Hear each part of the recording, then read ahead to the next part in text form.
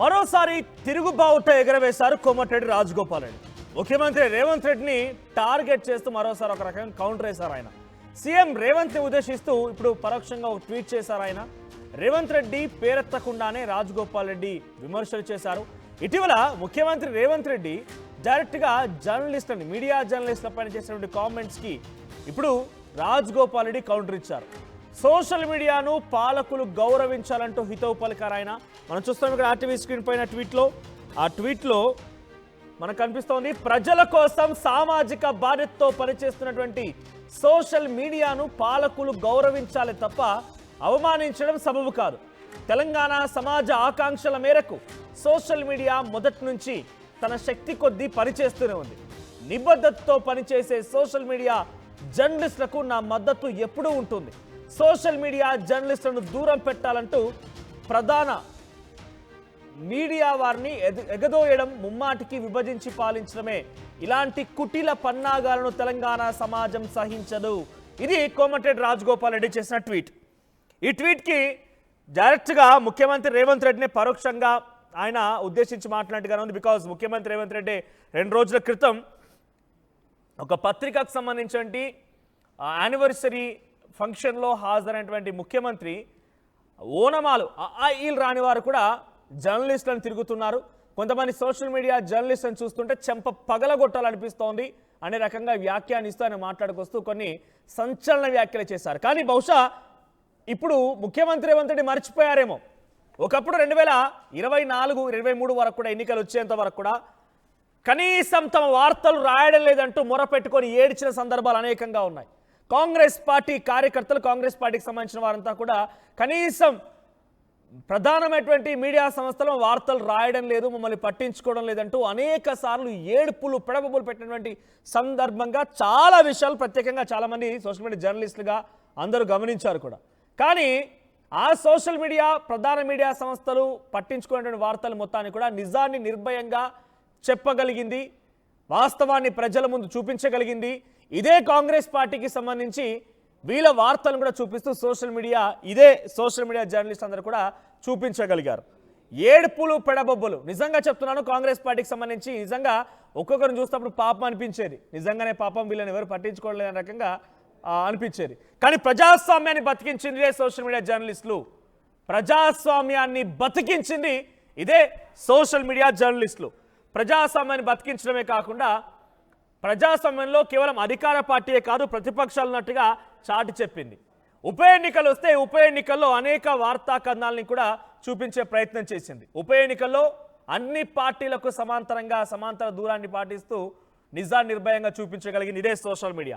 ఇదే social media Congress పార్టీకి ఒక రకంగా చెప్పాలంటే అటు బీఆర్ఎస్ పార్టీ ఆరోపిస్తున్నట్టుగా ఒక అస్త్రంగా మారింది. బికాజ్ నిజాన్ని నిర్భయంగా చూపించగలిగారే కాబట్టి. వారి ఏడుపులను పెడబొబ్బులను చూపించిందే సోషల్ మీడియా.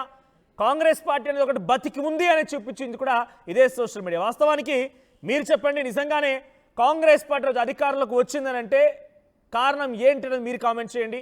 బికాజ్ కాంగ్రెస్ పార్టీకి వెన్నుదన్నుగా ఉంది సోషల్ మీడియా అని చెప్పి కొన్ని సందర్భాల్లో బీఆర్ఎస్ పార్టీ కేటీఆర్ మాట్లాడుకొచ్చారు. అయితే ఇప్పుడు రాజగోపాల్ రెడ్డి దానికి సపోర్ట్ చేస్తూ సోషల్ మీడియాని గౌరవించాలి, సోషల్ మీడియా తన పాత్ర అది పోషిస్తోంది, సోషల్ మీడియాని గౌరవించకపోతే పొరపాటు పడ్డట్టే, మరి ముఖ్యంగా ఒక సెక్షన్ ఆఫ్ మీడియాని ఎగదోయడం కోసమే ఈ రకంగా కొందరు కామెంట్స్ చేశారు, రకంగా మాట్లాడుకొచ్చారు. ఎస్, మా ప్రతినిధి మధు అందుబాటులో ఉన్నారు. మధు, సో రాజగోపాల్ రెడ్డి వ్యాఖ్యలు ఇప్పుడు డైరెక్ట్గా ఆయన పేరు మెన్షన్ చేయకపోయినప్పటికీ ముఖ్యమంత్రి రేవంత్ రెడ్డిని టార్గెట్ చేసినట్టుగానే ఉంది. సోషల్ మీడియాని ఇటీవల కాలంలో ముఖ్యమంత్రి రేవంత్ రెడ్డి ఒక రకంగా అపహాస్యం చేస్తూ కించపరిచే విధంగా మాట్లాడే మాటలకి ఇప్పుడు రాజగోపాల్ రెడ్డి కౌంటర్ ఇచ్చారు. ఇలా చూడాలి దీన్ని. ఎగ్జాక్ట్లీ, ఆల్రెడీ రెండవ కౌంటర్ ముఖ్యమంత్రి రేవంత్ రెడ్డికి కోమటిరెడ్డి రాజగోపాల్ రెడ్డి. రాబోయే 10 ఏళ్లు నేనే ముఖ్యమంత్రి అని రేవంత్ రెడ్డి ప్రకటించుకోవడం పైన ఆయన గట్టిగానే రెస్పాండ్ అయ్యారు. అది ఒక రకంగా నికార్సైన కాంగ్రెస్ నాయకులను, కార్యకర్తలు దీన్ని సహించరు అనేటువంటి స్టేట్మెంట్ చేస్తారు, అధిష్టానం నిర్ణయిస్తుంది. తర్వాత ఇప్పుడు సెకండ్ మళ్ళీ ఒక ధిక్కార స్వరం వినిపించే ప్రయత్నం చేశారు. ప్రజల కోసం సామాజిక బాధ్యతతో పనిచేస్తున్నటువంటి సోషల్ మీడియాను పాలకులు గౌరవించాలి తప్ప అవమానించడం సబబు కాదు. తెలంగాణ సమాజం ఆకాంక్షల మేరకు సోషల్ మీడియా మొదటి నుంచి తన శక్తి కొద్ది పనిచేస్తూనే ఉందంటూ ఆయన చాలా చెప్పారు. ఇలాంటి కుటిల పన్నాగాలను తెలంగాణ సమాజం సహించదు అనేటువంటిది చాలా అంటే కుటిల పన్నాగం, ముఖ్యమంత్రిని కుటిల పన్నాగం అంటూ పేర్కొన్నటువంటి పరిస్థితి. అంటే గతంలో మనం చూసాం, ఇదే కోమటిరెడ్డి రాజగోపాల్ రెడ్డి రేవంత్ రెడ్డి పిసిసి చీఫ్ గా ఉన్నప్పుడు ఒక స్టేట్మెంట్ చేశాం. ఆయన్నే పిసిసి చీఫ్, ఆయన్నే ముఖ్యమంత్రి అంటే మనం ఎక్కడ పనిచేస్తాం, ఆయన దగ్గర పనిచేయలేము, ఆయన ఒక చీటర్, ఒక బ్లాక్ మెయిలర్ అంటూ ఘాటైన పదజాలాన్ని గతంలో ఉపయోగించారు. పెద్ద వివాదమే అయింది యాక్చువల్ గా చెప్పాలంటే. దాని తర్వాత రేవంత్ రెడ్డి కూడా అంతే స్థాయిలో పరుష పదజాలంతో కోమటిరెడ్డి రాజగోపాల్ రెడ్డి పైన ప్రచారంలో పెద్ద ఎత్తున విరుచుకుపడ్డారు. అని ఏం జరిగిందో తెలియదు. చివరాఖర్లో ఆయన మళ్ళీ కాంగ్రెస్ పార్టీ టికెట్ పైన మళ్ళీ ఎమ్మెల్యే గెలిచినట్టు, తర్వాత మంత్రి పదవి ఇస్తామనేటువంటి ఆశ చూపడం ఏఐసీసీ అది మాట నిలబెట్టుకోకపోవడంతో దానిపైన కాస్త కొంతకాలంగా అసంతృప్తిగా ఉన్నారు. నియోజకవర్గానికి పరిమితం అయిపోయారు.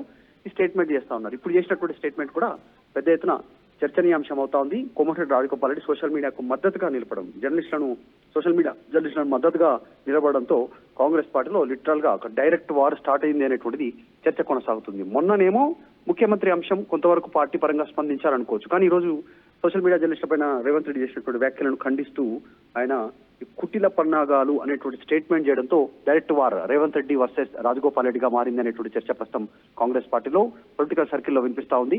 సో రాజగోపాల్ రెడ్డి మొన్న కూడా ఒక స్టేట్మెంట్ చేశారు, నేను దేనికి భయపడను అనేటువంటి స్టేట్మెంట్ చేశారు. అది కూడా ముఖ్యమంత్రిని ఉద్దేశించేనా అనేటువంటి చర్చ ఇప్పుడు కొనసాగుతా ఉంది. సో చూడాలి వారు ఎక్కడి వరకు కంటిన్యూ అయ్యేటువంటి అవకాశం ఉంది. డైరెక్ట్ గా ఇంతవరకు జర్నలిస్ట్ సంఘాలు మద్దతు తెలపలేదు.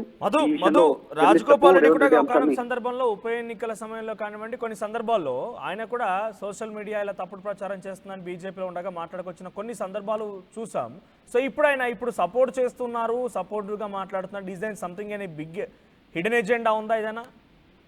అంటే రేవంత్ రెడ్డి నిర్ణయాలను నిక్కచ్చిగా బయటికి ఓపెన్ గా చెప్తున్నటువంటి కాంగ్రెస్ పార్టీ నాయకులు ఎవరైనా ఉన్నారంటే రాజగోపాల్ రెడ్డి. మొదటి నుంచి కూడా ప్రతిపక్షంలో ఉన్నప్పుడు, ఇప్పుడు అధికారంలోకి వచ్చిన తర్వాత కూడా ఇప్పుడు అదే ధీటంగా మొన్న స్టేట్మెంట్, ఈ రోజు స్టేట్మెంట్, దీని వెనకాల ఏముంది అనేటువంటిది అంశాలు ప్రస్తుతానికి మన దృష్టికి రాకపోయినప్పటికీ కూడా ఓపెన్ గా ముఖ్యమంత్రిని డైరెక్ట్ గా ఫైర్ అవుతూ ఆయన అంశాలను తప్పుపడుతూ కుటిల పన్నాగాలు పన్నుతున్నారు అనేటువంటి అంశాలను తెలంగాణ సమాజం సహించదనేటువంటి స్టేట్మెంట్ హార్ష్ కామెంట్ చేయడంతో ఇద్దరి మధ్య డైరెక్ట్ వార్ స్టార్ట్ అయిందనే చర్చని కాంగ్రెస్ పార్టీలో కొనసాగుతుంది. Right, thank you Madhu. So Komatireddy Rajagopal Reddy చేసిన వ్యాఖ్యలు ఇప్పుడు డైరెక్ట్ గా ముఖ్యమంత్రి రేవంత్ రెడ్డిని పరోక్షంగా ఉద్దేశించి మాట్లాడినట్టుగా ఉంది. ఒకసారి ట్వీట్ మనం చూడొచ్చు. సోషల్ మీడియా జర్నలిస్టుల పైన కొంతమందిని ఎగదోసి ఈ రకంగా పన్నాగాలు పడడం అనేది సరైన సబబు కాదు అని చెప్పే రకంగా మాట్లాడుకొచ్చారు. ఎస్, మళ్ళీ నేను మెన్షన్ చేస్తున్నాను, social media is the one tool that can make big changes. మరి చూడడానికి చాలా చిన్నగా కనిపించవచ్చు, సోషల్ మీడియా అనేది చాలా చిన్నగా కనిపించవచ్చు, సోషల్ మీడియా జర్నలిస్టులు అంటే చాలా చిన్న పరంగా కనిపించవచ్చు, కానీ చాలా పెద్ద మార్పులు తీసుకురాగలుగుతున్న దానికి ఒక ఉదాహరణ, ఒక నిదర్శనం మన తెలుగు రెండు రాష్ట్రాలే. ప్రభుత్వాలని పూర్తిగా తారుమారు చేసిన సందర్భాలు ఉన్నాయి. ఇది కేవలం ప్రభుత్వాలను తారుమారు చేయడం కోసం ఉపయోగించిన అంశం కాదు, నిజాన్ని నిర్భయంగా చెప్పేది కూడా ఇదే ఒక సోషల్ మీడియా. కొంతమంది దగ్గర నుండి ఆ అస్త్రాన్ని సమాజం మొత్తం విస్తరింపజేసి అందరి సమస్యలను ఇట్టే పరిష్కార మార్గం చూపించడంలో కానివ్వండి, ప్రజల ముందు ఉంచడంలో కానివ్వండి, ప్రభుత్వం వరకు తీసుకెళ్ళడం కానివ్వండి, అన్నిటికీ వేదిక ఇదే సోషల్ మీడియా జర్నలిస్టులు. సో ఒకప్పుడు కాంగ్రెస్ పార్టీ కనీసం వారి వార్తలు రాసేవారు లేరు, వారికి సంబంధించి కనీసం చూసేవారు. అటువంటి ప్రధాన మీడియా సంస్థలు కూడా ఉన్నాయని చెప్పి ఒకనొక సందర్భంలో ఇదే ముఖ్యమంత్రి రేవంత్ రెడ్డి కానివ్వండి, పీసీ అధ్యక్షుడిగా ఉన్నప్పుడు ఇప్పుడు చాలా మంది కార్పొరేషన్ చైర్మన్లు, ఎంపీలు, ఎమ్మెల్యే అందరూ కూడా కనీసం మా గురించి రాయడం లేదన్న రకం కూడా ఏడుపులు పెడబోబు పెట్టిన వారే. కానీ ఎప్పుడైతే కొంతమంది చేతులటువంటి ఈ వార్తా స్రవంతి ఎప్పుడైతే నలుగురు వరకు వెళ్ళిందో, సోషల్ మీడియా రూపంలో ఒక రెవల్యూషన్గా మారిందో, ఆ సోషల్ మీడియా జర్నలిస్ట్ రెవల్యూషనే ఒక రకంగా నిజాన్ని నిర్భయంగా చూపించగలిగింది, వాస్తవాన్ని ప్రజల ముందు ఉంచగలిగింది, ప్రజలకి అటు ప్రభుత్వాలకి వారధిగా నిలవగలిగింది. ఒక రకంగా చెప్పాలంటే ట్రెండింగ్ న్యూస్గా మారిపోయింది. సో ఇప్పుడు దాని మీద ఉద్దేశించి ముఖ్యమంత్రి రేవంత్ రెడ్డి మాట్లాడడం ఇప్పుడు కొంతమంది సోషల్ మీడియా జర్నలిస్టుగా చెప్పబడుతున్న వారిని కానివ్వండి, ఇప్పుడు కొంతమంది రాజకీయ నాయకుల్ని కూడా అనేక రకాలుగా కొంత ఆగ్రహానికి గురి చేస్తోంది. సో ప్రజెంట్ రేవంత్ రెడ్డి వ్యాఖ్యలకు కోమటిరెడ్డి రాజగోపాల్ రెడ్డి కూడా కౌంటర్ చేశారు. సో ఆ ట్వీట్ మనం ఆర్టీవీ స్క్రీన్పై చూస్తున్నాం. సో కొంతమందిని ఎగదోయడం కోసమే ముఖ్యమంత్రి ఈ రకంగా వ్యాఖ్యలు చేశారు అన్నట్టుగానే కోమటిరెడ్డి ఈ ట్వీట్ చేశారు. సో ప్రజల కోసం సామాజిక బాధ్యతతో పనిచేస్తున్నటువంటి సోషల్ మీడియాను పాలకులు గౌరవించాలే తప్ప అవమానించడం సబబు కాదు, ఇది ఆయన చేసిన ట్వీట్. చివరిగా చూడండి, ఎప్పుడు సోషల్ మీడియా జర్నలిస్టులను దూరం పెట్టాలంటూ ప్రధాన మీడియా వారిని ఎగతోయడం ముమ్మాటికి విభజించు పాలించడమే. ఇలాంటి కుటిల పన్నాగాలను తెలంగాణ సమాజం సహించదు. ఈ రకంగా పరోక్షంగా కోమటిరెడ్డి రాజగోపాల్ రెడ్డి కౌంటర్ ఇచ్చారు. సో మీ అభిప్రాయం వ్యక్తం చేయండి. సోషల్ మీడియా జర్నలిస్టులు, సోషల్ మీడియా వచ్చిన తర్వాత ఎటువంటి మార్పులు వచ్చాయి, నిజానికి మీరు దేనిని నమ్ముతున్నారు, మీ బిలీఫ్ ఏంటి? మరీ ముఖ్యంగా ఈరోజు ఈ రోజు ముఖ్యమంత్రి రేవంత్ రెడ్డి చేసిన వ్యాఖ్యలపైన మీ అభిప్రాయం ఏంటి? కామెంట్ చేసే ప్రయత్నం చేయండి.